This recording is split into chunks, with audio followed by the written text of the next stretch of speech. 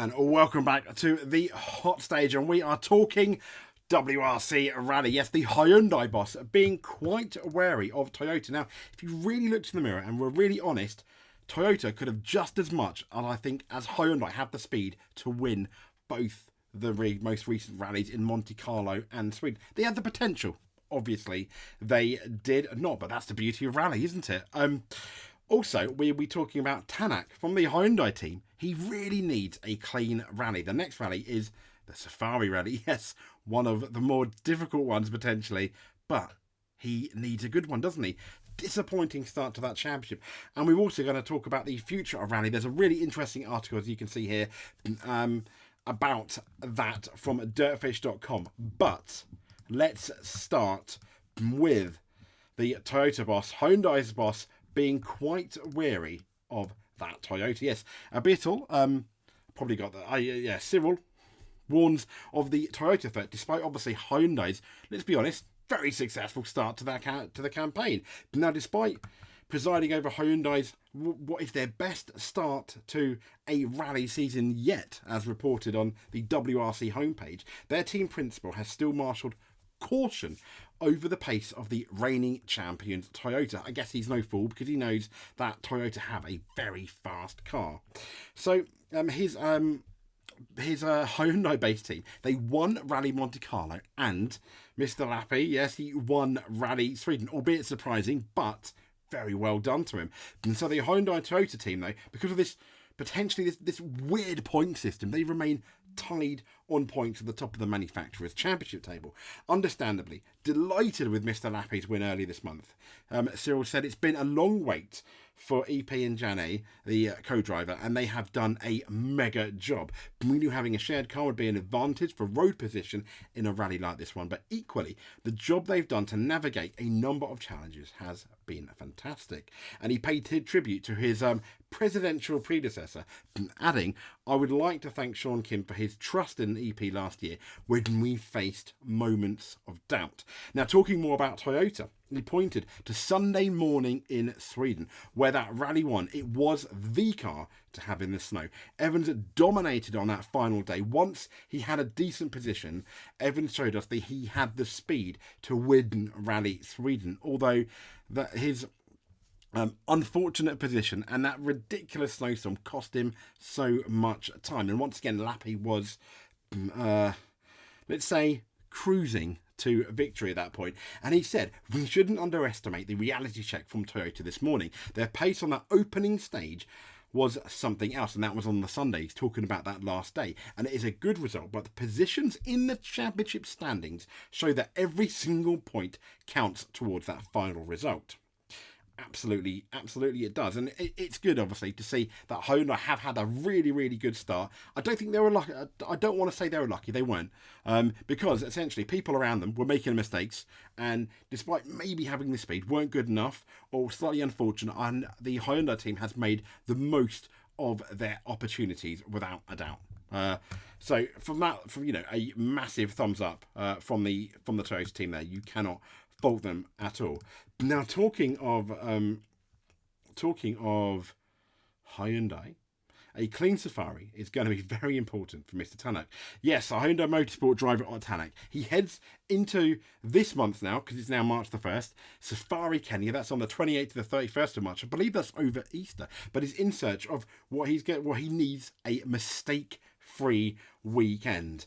And as he looks to close that gap to the top of the championship table, the Estonians hopes of a big points return to an I-20 N1 Rally 1. It went kind of awry with that slipped into a ditch early in Monte Carlo, and the first morning's competition on round 2 in Sweden went very much the same way, except it wasn't quite a ditch. It was the opposite, wasn't it? It was a bit of a hill, a snow hill, when a snowbank and damaged the radiator, forced out of the rest of Friday.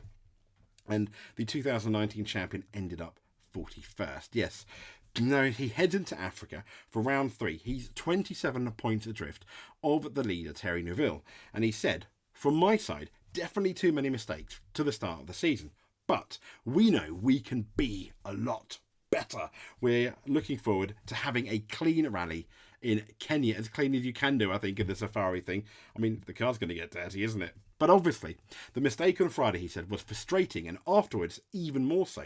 We felt better in the car on Friday when the roads were a bit more slippery. But when the grip improved, we just weren't comfortable. Now, after scoring a distant podium on the 2021 Safari in Kenya, Tanak and co-driver Martin have struggled to make an impression on the rally there. So pressure is going to be on. But that's the thing in rally, isn't it? The pressure's on. You're going to risk it. You need to risk it all. But then by risking it, you are, as you're probably aware as a rally fan, there's much more chance of making a big mistake like Tanak has already done.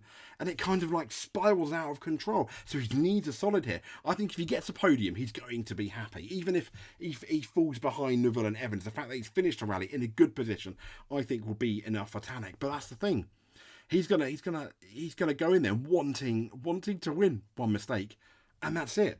But once again, that's why we love rally. So the last article, the last story I want to talk about is on dirtfish.com, and it's about the changes to Rally 1, the proposed changes for 2026. We did a big story on it previously, and they've basically said that here's everything we know so far about WRC's new top class formula. So I want to get into this again. It might be covering over older stuff, but I thought it was quite important. Hey, I'm passionate about the future of rally. I think most of this stuff here, along with the few people I've spoken to, very happy about it.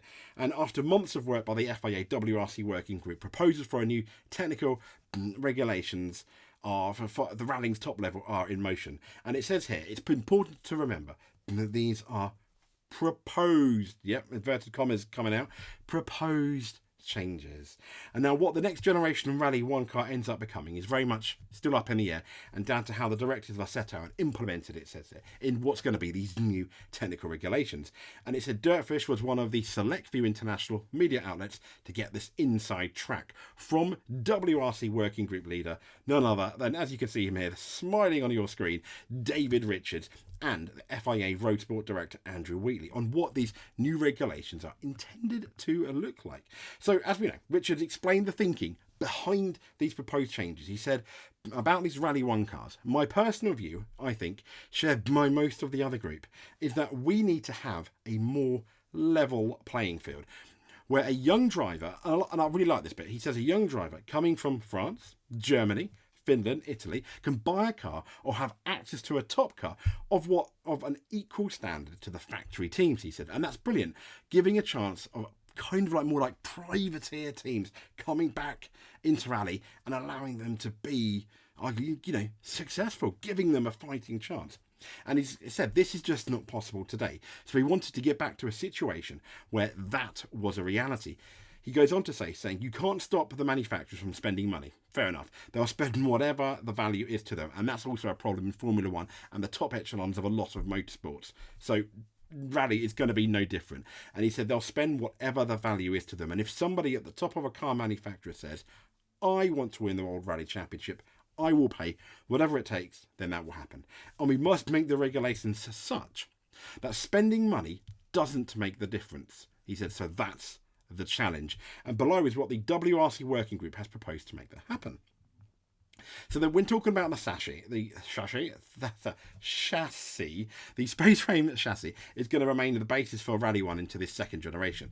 But apparently there's a difference this time round aimed at cost cutting and ease of access for smaller tuners who wish to run a Rally 1 car. Now teams currently design and build their own space frames. Under these new proposals, the FIA will work with a supplier if they choose to develop standardised tooling for this manufacture of a Rally 1 chassis, effectively leaving teams to fabricate basically a predefined a template such. Now the dimensions of these space frames will also be increased slightly relative to the current Rally 1 cars. This is going to be aimed at a closer alignment with the vehicles that the car manufacturers are promoting. Otherwise, what's the point? Car manufacturers going to be like, well, what's the point of me going to rally then? So, there has to be kind of like some carryover, because the one thing a lot of people would like about rally is, I like that car, I really like that rally car, I can buy it, win on Sunday, sell on Monday is the classic motorsport thing, and I think it's no different in rally. I like that car, I can go to my local car dealer and get that similar-ish model. Now the engine, hybrid power, will already be gone from the current Rally 1 cars. Good idea. Too expensive though, aren't they? And it won't make a return in the next rule set. Instead, as we said, these engines are going to be capped at 330 horsepower. Now, this is what I thought was quite interesting. The transmission. So at present, Rally 1 manufacturers, they are going to use whatever transmission they wish. However, this may change for the next rule set, with the WRC working group considering turning transmissions into a control part, which could be interesting. Now, what form that may come in is going to be remains unclear. But Richards has said to nominate a number of manufacturers who will agree to build this transmission to a price. Now, talking about the price is right. Controlling spiralling cost is at the root of the overhaul. Now, the WRC working group wants to free up budgets to be spent on the promotion of the championship, to get new fans in, which is really important. Not enough people know about this awesome sport. And the cost of the current generation is close to €1 million here, with the proposed changes where everything on the car will be effectively the same regulations as Rally 2 today. He said the hope is to reduce costs to well below 400,000. That's €430, 433,000 US dollars. And he said, I accept that's still a lot of money, but in comparison with other motorsport, it's achievable, especially when you consider it's a world championship. I mean, WRC is the top echelon of a rally, just like Formula One is the top, circuit racing experience, for example. Now, the rollout, there'll be a 1-year overlap where the old and new Rally 1 cars will coexist in 2026. And what I think is interesting is, and I kind of agree with him, it'd be interesting to see what you guys think. Richards, he expects the older cars to be slightly faster. He doesn't expect there, though, to be many new Rally 1 cars developed straight away. He said, we don't necessarily believe there'll be many cars in 2026, but it will allow people to come in during the season. And then by 2027, the WRC will be fully on these new regulations. Now, he says what that means for championship eligibility for the old and new cars, respectively, is currently unclear. Okay, but Wheatley explained the current situation, saying, I think the eligibility for manufacturer championship points is going to change for 26 and 27. The idea of allowing the cars in 26 is to get the teams up to speed with the new technical regulations. So it's a slight change of what we've done in the past. Normally, the regulations change, but this will allow a bit of transition between the two. However, the eligibility for the championship changes between 26 and 27. So you're going to need the new cars in 27 by the looks of it. And he said more answers will arrive in June, courtesy primarily of Wheatley, who has now turned the new Rally 1 directives into a fully fleshed out rule set. And as it said here, we're going to have to wait till June. He said, my job is now to take these objectives and to translate them into the next step, said Wheatley. We've got some clear targets internally as to how we need to achieve that. And that's now sitting on my shoulders. So there we go. That's currently where we stand with the new rally, cars, the cars of the future, starting as early as next year. So it's weird, isn't it? We're going to go into the, one of the most awesome rallies of the season. I mean, I think they're all awesome for their own reason, but, so the Safari Rally, knowing that these cars are going to be obsolete this time, in a year, because of the hybrid. So that is going to be a massive talking point, I think, around the Safari Rally as well. So it's going to be interesting, when we get the opinion of what the drivers and the other team managers, etc., and the co-drivers think, which is going to be interesting. So, for rally news, stay tuned here at the Hot Lap. Subscribe if you want, so you're not going to miss anything. Get notified. Click that notify button. Comment if you want. I always try and answer the comments, and we will speak to you soon. Thank you very much.